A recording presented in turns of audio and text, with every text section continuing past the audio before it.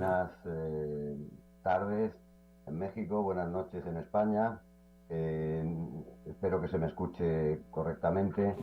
Quiero agradecer a la Academia Nacional de Medicina de México la oportunidad de presentar este trabajo de ingreso a la Academia y saludar a los académicos que se encuentran en la sala, especialmente a su presidente, el doctor Fajardo, con quien coincidí hace unos meses cuando inauguró en la UNAM el Congreso Internacional de Medicina y Humanidades que organizaba el Departamento de Historia y Filosofía de la Medicina de la Facultad de Medicina, que está dirigido por mi buena amiga, la profesora, la doctora Marta Eugenia Rodríguez Pérez. Sin más, agradecer de nuevo la oportunidad de estar aquí con ustedes y voy a compartir la pantalla para que vean ustedes la presentación en la que voy a tratar de ajustarme al máximo al tiempo que me ha sido asignado. Eh, eh, ya está la pantalla. Bien, este trabajo de ingreso, espero que se esté viendo, es un microrelato, es una microhistoria dentro de una historia, o una historia que tiene que ver con la, la expedición filantrópica de la vacuna contra la viruela, que, como saben ustedes, dio comienzo en 1803 y duró 10 años, y que estuvo dirigida por el médico y cirujano Francisco Javier Balmis, a través de un recorrido que poco a poco vamos a ir viendo. Pero, como les decía, es un microrelato de algo que pasó en esa historia, ¿no? Balmis fue una persona audaz, un aventurero, pero también fue una persona con ciertos conflictos, ¿no? Entonces, basándonos en material extraído básicamente del Archivo General de la Nación de México, hemos reconstruido un poco un espacio, un desencuentro que hubo entre precisamente Balmis y su discípulo predilecto, que fue Antonio Gutiérrez. Balmis era una persona que era eminentemente un viajero y que un tercio de su vida transcurre en Alicante, otro tercio en México y otro tercio en Madrid. Viajó a México en 7 ocasiones, y unas de ellas fueron motivadas en sus inicios porque era militar, después por su relación con la botánica médica. Han oído hablar del agave y la begonia y cómo utilizó estas plantas para el tratamiento de ciertas enfermedades, y finalmente sus dos últimos viajes en 1803 y en 1810 tuvieron que ver con la expedición de la vacuna. Balmis se había formado en Alicante, en el Hospital del Rey, desde bien joven, como cirujano militar, y por ahí pasó por los distintos pasos que se daban entonces en la carrera como cirujano, que eran la de practicante de cirugía, ayudante de cirugía y finalmente cirujano. Él consigue el título de cirujano y tiene su bautismo como cirujano en el sitio de Gibraltar, que fue en 1780, y para pasar enseguida, ya con su título de cirujano militar, al regimiento de Zamora, y pasa una serie de años en México, en los que tiene varios puestos relacionados con el propio regimiento, hasta llega a ser cirujano mayor del Hospital del Buen Amor en 1786, luego se retira, pero llega a ser director de la Sala de Gálicos del Hospital de San Andrés, es decir, hace una carrera profesional básicamente como cirujano, y es de aquella época, de 1794 en concreto, cuando está su obra por la cual él intenta demostrar que el ágave y la begonia pueden ser útiles para el tratamiento de lo que se llamaba entonces el vicio venéreo y escrofuloso, hoy lo llamábamos, y que tenía un tratamiento basado en el mercurio, pero que hoy, que entonces él intentó que esto fuera un tratamiento novedoso, era algo que había escuchado del Beato Viana, en fin, una historia larga, con las que no es el centro de lo que tengo que contar hoy. Entonces, frente a él tenemos a una persona más joven, 20 años más joven que él, que se llama Antonio Joaquín Gutiérrez y Robledo, más conocido como Antonio Gutiérrez, que nace en Madrid y es bautizado en la iglesia de San Martín. Y recalco esto por una cosa que voy a dejar para la última diapositiva.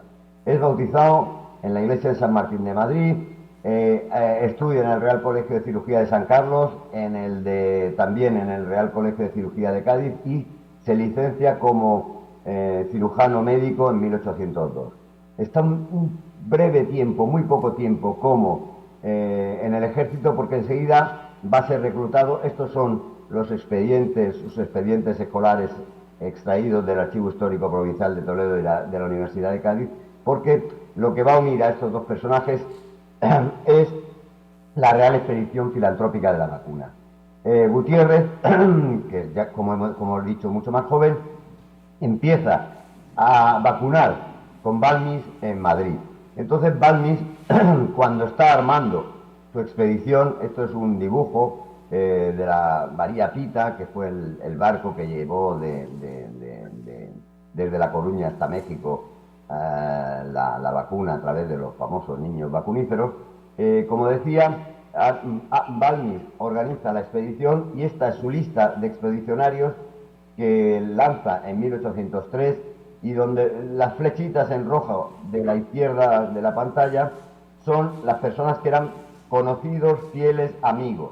Es decir, Antonio Gutiérrez, médico y discípulo suyo, Francisco Pastor y Balmis, sobrino suyo, Antonio Pastor, sobrino suyo, y Pedro Ortega, amigo suyo, y finalmente, como ven ustedes, Isabel Zendala, que como saben es la rectora de la Casa de los Niños Expósitos de La Coruña, que acompaña a la expedición. Finalmente va a quedar para siempre ella en México, y que viaja y cobra sueldo en calidad de enfermera.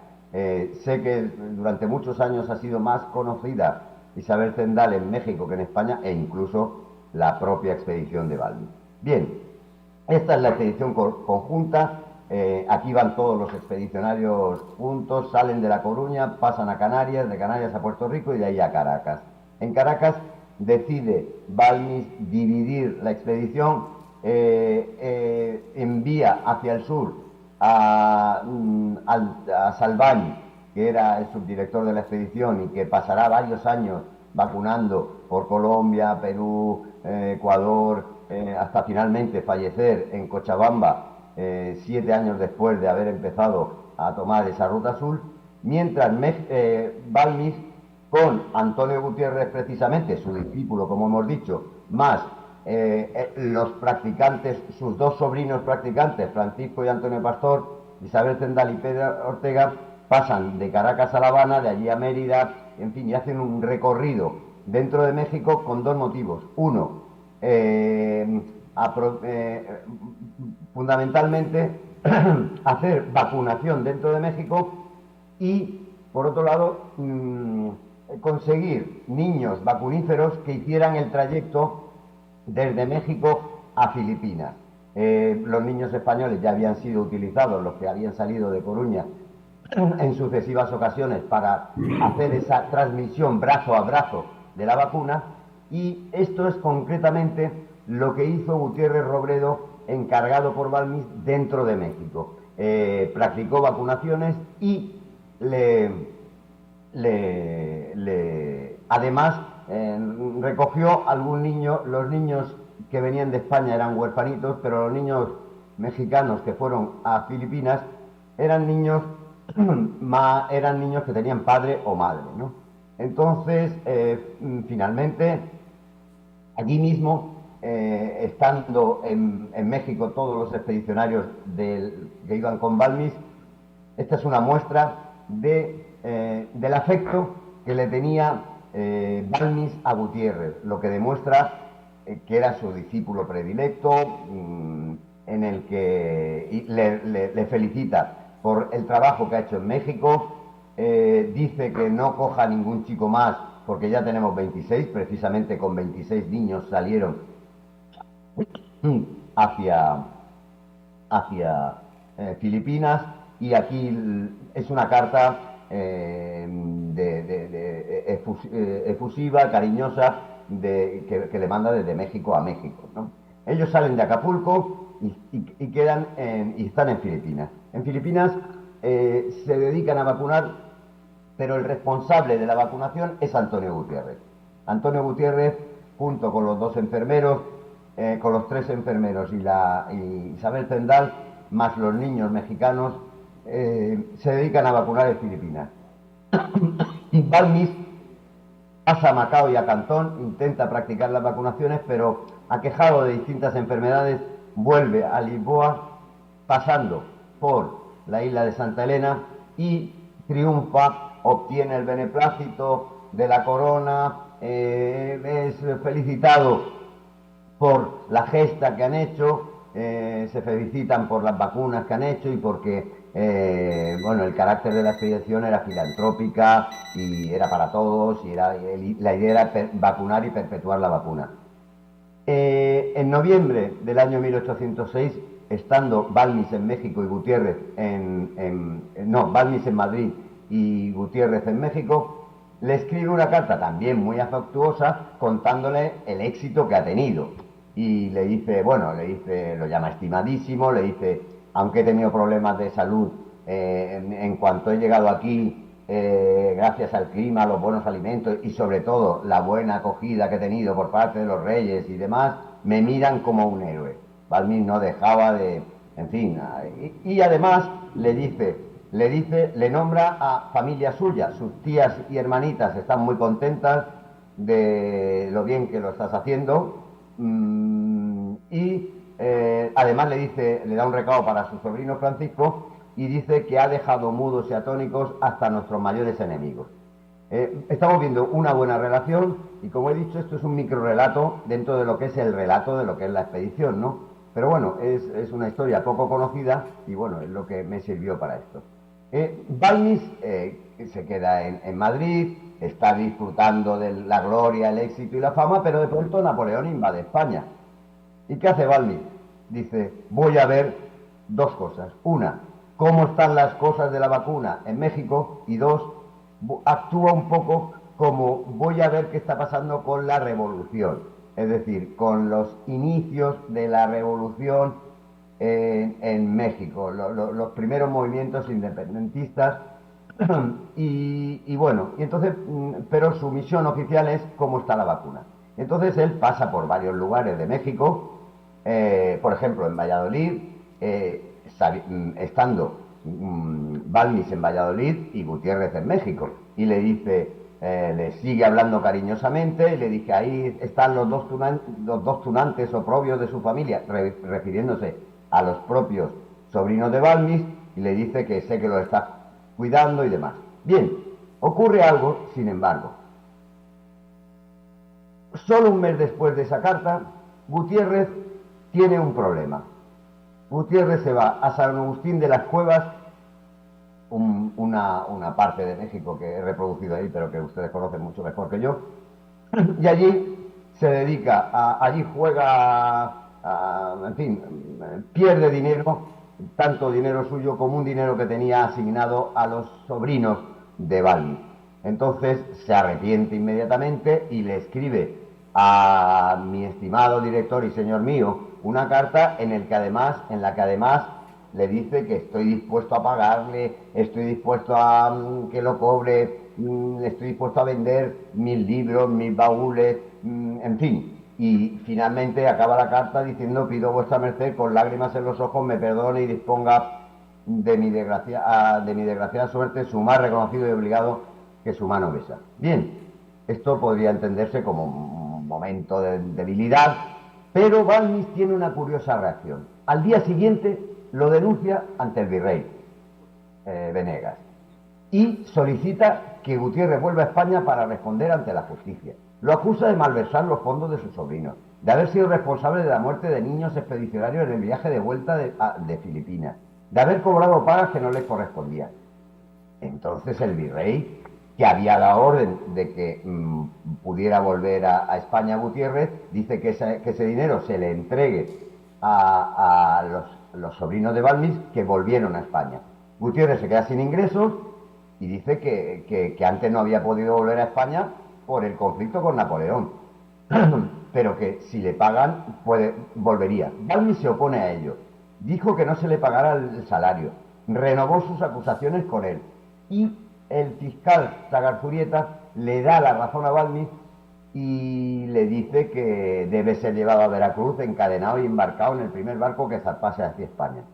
Pero Gutiérrez se defiende con un escrito. Y es gracias a ese escrito que conocemos estas cartas, porque presenta un pliego donde cuenta cómo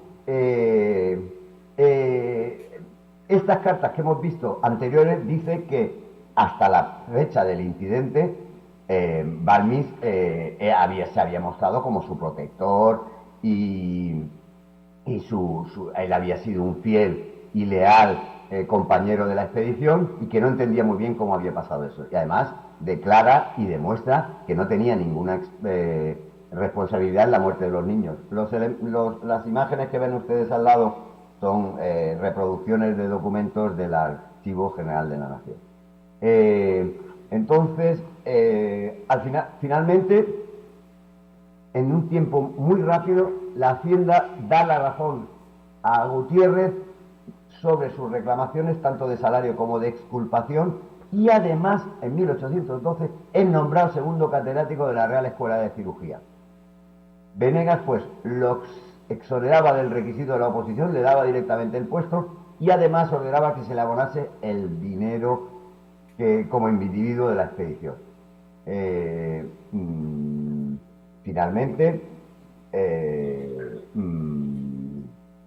Gutiérrez tuvo estos títulos, ejerció como segundo catedrático en la Real Escuela de Cirugía de México, fue luego profesor del Hospital Real de la Ciudad de México, y como ven ustedes, desde 1812 hasta los 60 años, tiempo de su jubilación en 1833, cuando había cumplido los 60 años, tuvo un trabajo completamente digno y, en fin, y bien querido por las personas que él nunca volvió a España, que lo acogieron y hizo una vida normal en México, ¿no?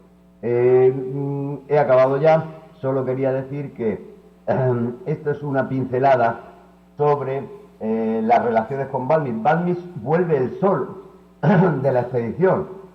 Balmis